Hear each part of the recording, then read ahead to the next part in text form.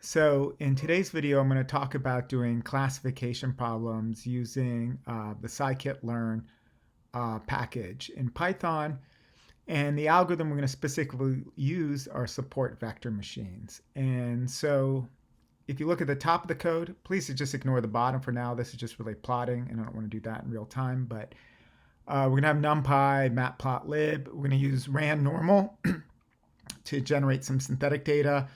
And then from scikit-learn.support vector machine, we're going to import support vector classifier. So probably to motivate this, let's just generate some synthetic data. So we have randNormal, and we're going to generate 10 data points. And one of them is going to be centered at -1, 1, and the other is going to be centered at 1, 1. So we're going to have two sets of points. So we can do PLT plot. We're going to do x1 tilde 0, and then we'll do x1 tilde 1. And these will be our dots. And we'll do, let's do color blue here. And then we'll do PLT plot. And then we'll do x2, here's 0. And then we're going to have x2 tilde 1. We're going to put dots here, and then we're going to do color. Let's do this as red. And then we do PLT show. And so we have basically two sets of points. And what we want to do is try to come up with an algorithm that'll come up with a classifier that, based on like a simple rule, would determine, based on kind of the features with the x1, which is the x and y position, determine whether this is a red dot or this is a blue dot. So actually, let me separate these points out initially, and then we'll come back when they're a little bit tighter. So I'll do 2 and 2, and you'll probably see a clear separation now. Right, so basically when, the x and y position are positive, you're going to have a red dot here. When they're negative, we're going to be a blue dot. And basically, we want to have a line that kind of separates these two kind of points, if such a line is possible. In this case, it's going to be possible, and we'll talk about cases where it's not. And this is kind of a classification problem. And so this is a common problem in machine learning where you have different kind of labeled data, like apples, oranges, peaches, right? They have certain features, right? Maybe it could be their shape, their texture, whatever. And we want to come up with an algorithm that does classification for this. Obviously a big one would be like handwriting recognition, or looking at pictures and associating those with different objects. Like, are you drawing a car, a house, or an elephant, or something like that? So what we're going to do is we're going to start out by defining our classifier. And so first thing we have to do is we're going to generate our data. And actually, I'll do it up here. So we're going to say x data is np vstack. And what we're going to stack is x1 and x2. And if I just to print out x data, what we're doing here is we're basically just stacking the negative numbers, right? So this is the x1 data over here with the x2. All right, so that's what we're going to use to train.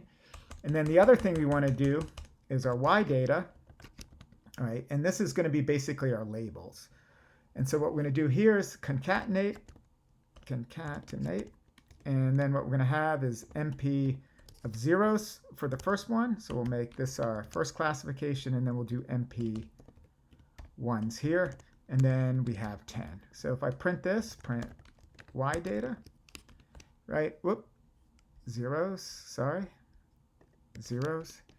And so I'm going to have an array of zeros for these points up here, and then actually for these points down here, and then we're labeling ones for these points up here. So this is a kind of a binary classification problem. Obviously, we can do more complicated classification problems where we have 3 sets of data. Maybe we'll do an example in a second. Interestingly, and I don't know why this is the case, we don't actually have to make this into a column vector. Actually, you'll get kicked back in error if it's a column vector. It just wants it as an array. So no kind of vertical or horizontal structure to it. All right, so let me run this again. So we have our data set, and so we have our 2 sets of data, and we're going to come up with a classifier. So the first thing we're going to do is define our support vector machine. So support vector classifier. And then we're going to tell what kind of classifier we want. And what we want is a linear classifier. And so what we're going to try to do is draw a straight line through this data. And so the way we do this is we pass in what's known as a kernel. It's kind of outside the scope of this class to talk about what kernels mean. But basically, kernel is what kind of function we use to draw the line between these two. And so in a second, we'll do a polynomial where we can have a curve, but we might as well start with a straight line. And there's more complicated ones like radial basis functions and so on. And then just as before, we're going to do SVM, and we're going to do fit, and then we're going to do X data and Y data. So that's going to be our fit problem, and it's just going to kick back some data to me. And then what we can do is actually look at SVM score, and what that's going to be is X data and Y data.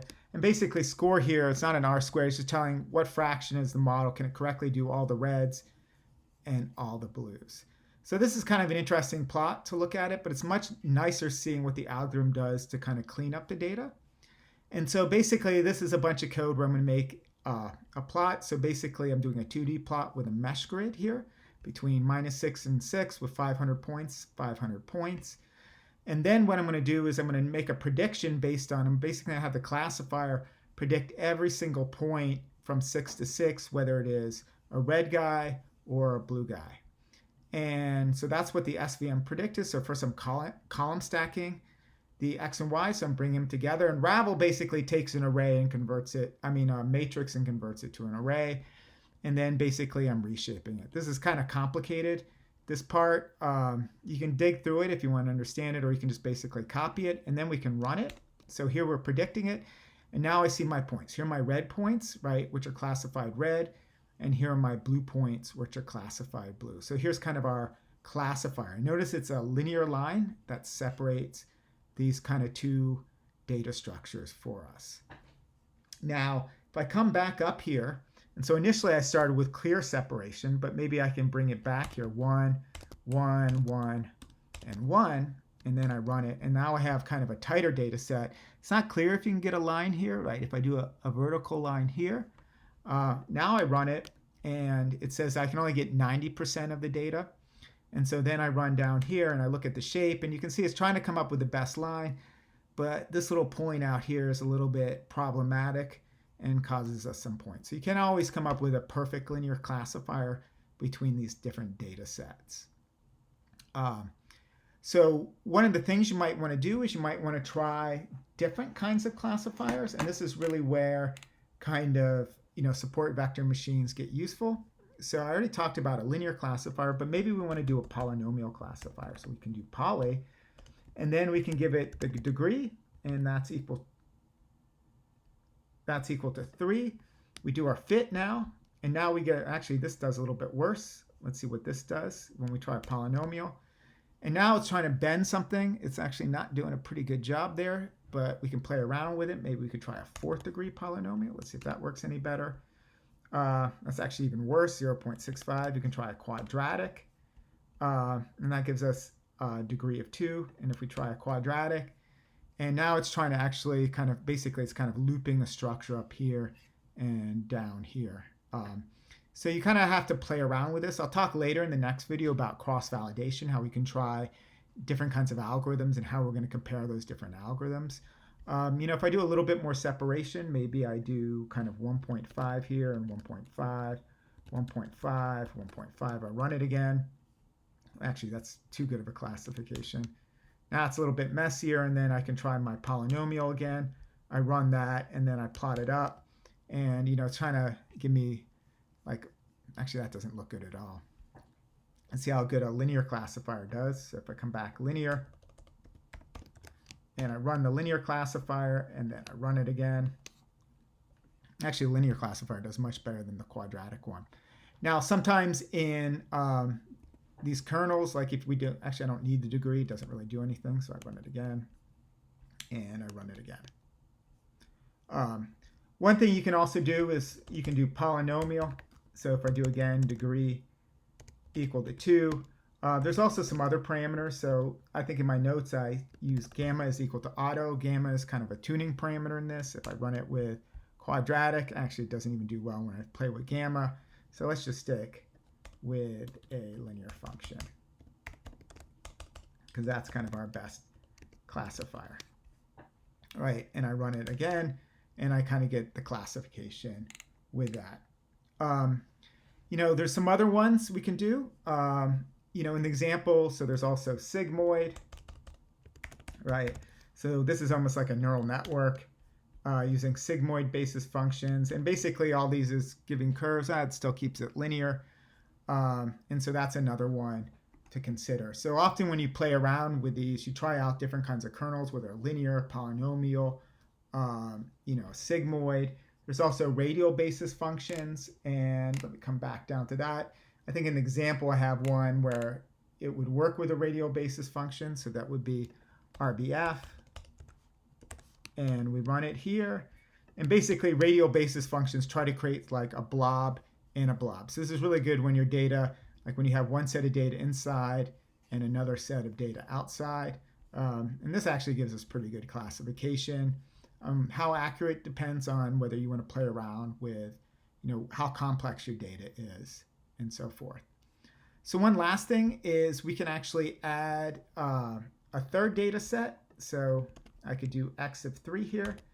And maybe I'll put this at positive, and let's do a minus 1.5 here. And then let me do x of 3 here. And come back down here. X of 3, and maybe I'll do these as green spots. Right? And so now I have green, I have red, and I have blue. I can play the same game. I can do x of 2, x of 3 here. And then maybe I'll do 2 times MP of 1s. And then I'll do 10. So first one's being labeled 0. The second one is 1. And the third one is 2. You don't have to do integers. Different kinds of ways you can label it. Right? So we have our different data sets. I can try again a linear basis function. And I run it. It gets 90%. And now when I run this, you're going to see it kind of dividing up into kind of 3 sectors. So this is actually a little bit more complicated example. Obviously, we don't have to use just x and y coordinates. I think in some of your homework problems, you're going to have actually 10 attributes based on classification or 20 attributes to do classification. Actually, if you think about image analysis, when you do classification, basically it's every little pixel in the image you can think about as a different axis that we're kind of doing the classification on. We have pretty good data example with like a radial basis function, so we can RBF, and we can run this again. And now it's kind of, that looks not too good. I don't know where my red problems are. I forgot to add the green ones here. Let me come back up here. That's why we can't see how good it is. And then you can see it kind of divide up. It does this red one around the greens, the yellow and the reds, and the blues there. So that's actually a reasonable kind of classifier, but probably the linear one is the best. This is actually nice because there's really no tuning parameters, and we kind of get our classification there. So in the example, I should mention that there's lots of different algorithms for doing classification. So here we just use support vector machine classifiers, but in kind of the sample problems, I also show you other kinds of classifiers. A really good one actually is a random forest algorithm, and that's kind of I think I'll do that in the next example. And we'll go through kind of random forest, which is also another powerful algorithm for doing classification. Let me just see if I can pull it up. Let me remember what the notation is. Yes. So I could also come over here and do kind of from, let's see, sklearn. And then I can do, ensemble. And so ensemble means basically what a random forest and a lot of these classifiers are is basically they create a lot of models and then kind of an ensemble of models, and then basically what they do is kind of do like a voting algorithm based on kind of the ensemble of algorithms. So if I ran this again, so let's just take our data set. What I could do over here, and I'm just going to call this SVM, so I could do random forest classifier. I run it, and did I forget to define it? Let's see if that works. It's thinking, yes. And so here I could do like random forest. Let's call this RF, random forest. And why is that? Did I misspell this? Random forest classifier. What am I doing wrong? Random. Spelling it wrong. And so I do my random forest classifier. You see here it gets, 1% because it gets it right. And then I can actually take a look at the predictions of the random forest, and it's going to be a little bit more choppy, right? So it's actually kind of coming up with rules that kind of, move around here and so on. It's even not even contiguous, right? To get this green spot, make a rule that allows it. So this one's, more accurate in a sense, but then it's creating like non-contiguous, basically classification rules. And it really comes down to the application of which one you want. I encourage you to explore kind of these different algorithms in your homework. I'm going to have you play around with these algorithms. But the best way is just to, read up on the documentation, play around with it, and get a sense of which ones you like and which ones you don't, which ones work or which ones don't. With that, I'll stop. If you have questions, please put them in the comment section. If not, post them on Piazza. All right, thank you.